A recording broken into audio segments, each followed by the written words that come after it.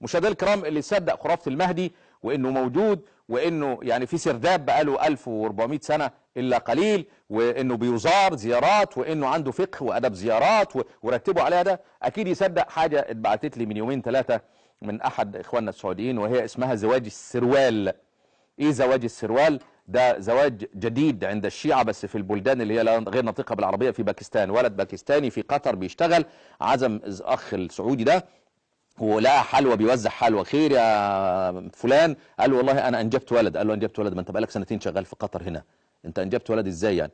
قال له فقال له انت تزوجت هنا يعني؟ قال له لا انا ما تزوجتش. قال له امال انجبت ولد فين؟ قال له في باكستان.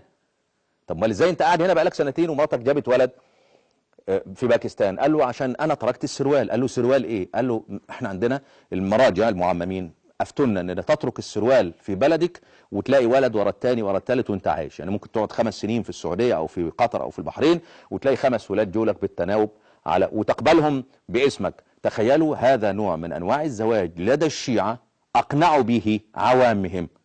فاللي يصدق خرافه المهدي أكيد يصدق ما عداها من خرافات مثل زواج السروال لذلك الباكستاني الشيعي المسكين.